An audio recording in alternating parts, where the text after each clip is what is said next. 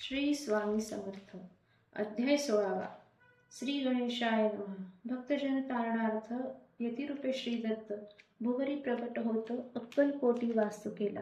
जे जे झाले त्यांचे भक्त त्यात श्रेष्ठ स्वामी सुत. ऐकता त्यांचे चरित्र महादोष जातील. प्रसिद्ध मुंबई शहरात हरिभाऊ नामे विख्यात.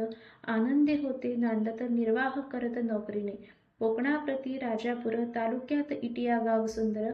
हरिभाऊ तेथील राहणार जात मराठी तयांची. ते खोत त्या गावचे होते संपन्न पूर्वीचे. त्याच गावी तयांचे माता बंधू राहती. मुंबईत तयांचे मित्र ब्राह्मण उपनाव पंडित. ते करिता व्यापार त्यात तोटा आला तयासी. एके समयी पंडितांनी स्वामी कीर्ती ऐकली कानी. तेव्हा भाव धरोनी मनी नवस केला स्वामी ते. जरी 8 दिवसात मी होईन कर्जमुक्त. तरी दर्शनात्वरिता अक्कलकोटी येईन. हरिभाऊ आणि त्यांचे मित्र अफूचा व्यापार करिता. त्यात आपण नुकसान सत्य येईल असे वाटले. त्यांनी काढली एक युक्ती बोलावून पंडितांप्रती. सर्व वर्तमान त्या सांगती म्हणती काय करावे. हे नुकसान भरावयासी द्रव्य नाही आम्हापासी. फिर्याद होता अब्रुसी बट्टा लागेला आमच्या. तेव्हा पंडित बोलले मलाही कर्ज झाले निघेल माझे दिवाळे. यात संशय असे ना. तुम्ही व्हावया कर्जमुक्त यासी करावी युक्ती एक. तुमचा होऊने मी मालक लिहून देतो पेढीवरी. अफूचा भाव वाढला व्यापारात नफा झाला. हे सांगावया पंडिताला मारवाडी आला आनंदे. अक्कलकोटी स्वामी समर्थ सांप्रत काळी वास करीत. त्यांचीच कृपा ही सत्य कर्जमुक्त झालं आम्ही. गजानन हरिभाऊ पंडित त्रिवर्ग अक्कलकोटी जात. समर्थांचे दर्शन घेत पूजन करीत भक्तीने. तेव्हा समर्थे तयासी शिवराम मारुती ऐसी नामे दिधली त्रिवर्गासी. अनेक मंत्र दिधले. पंडिताराम म्हटले गजानना शिवनाम दिधले. मारुती हरिभाऊस म्हटले तिघे केले एकरूप. मग समर्थे त्यावेळी त्रिवर्गाजवळ बोलाविले. तिघांचे 3 श्लोक दिधले. मंत्र म्हणून ती ऐका. श्लोक गुरु ब्रह्मा गुरु विष्णू गुरु देवो महेश्वरा गुरु साक्षात परब्रह्म तस्मै श्री गुरुवे नमः. ऐसा मंत्र हरिभाऊ ते दिधला असे समर्थे. तेव्हा तयाच्या आनंदाते पारावर नसेची. दुसरा मंत्र गजाननाला दिला. तयावेळी श्रींनी दिधला. तेव्हा तयाच्या मनाला आनंद झाला बहुसाळ. श्लोक आकाशात पतितं तोयम यथा गच्छति सागरम सर्व देव नमस्कारः केशवं प्रति गच्छति.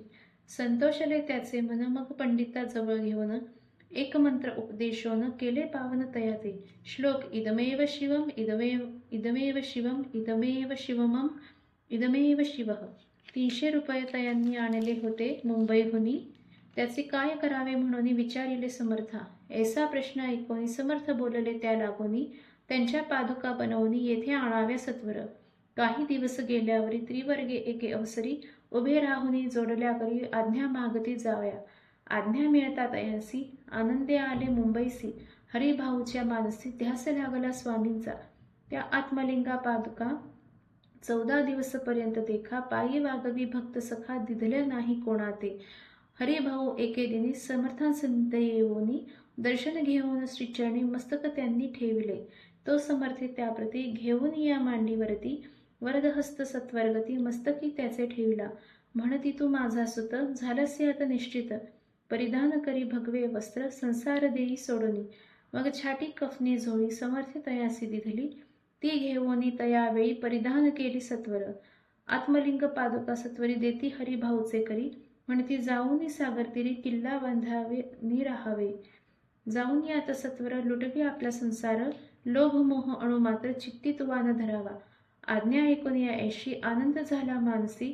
सत्वर आले मुंबईसी साधू वेश घेऊनी. असो हरिभाऊने काय केले. ब्राह्मणासी बोलाविले. संकल्प करूनी ठेवले तुळसीपत्र घरावरी. हरिभाऊ घर लुटविता तारा नामे त्याची कांता. ती करी बहुत आकांता घेत उरबडवोनी. विनविते जोडोनी कर अद्यापि स्वस्थ करा अंतर. आपला हा विचार सोडून द्यावा प्राणप्रिया. ऐशी तियेची उत्तरे ऐकून या स्वामी कुमार समाधान झाले बहुत प्रकारे करी तसे तियेचे. स्त्रियेच्या अंगावरी अलंकार तेही लुटविले समग्र.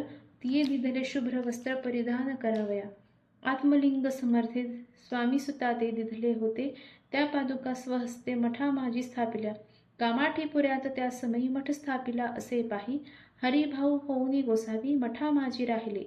इति श्री स्वामी चरित्र सारामृत नाना प्राकृत कथा संबंध सदा भाविक भक्त परिसोत षोडशोध्याय गौडः श्रीरस्तु शुभं भवतु. श्री स्वामी समर्थ.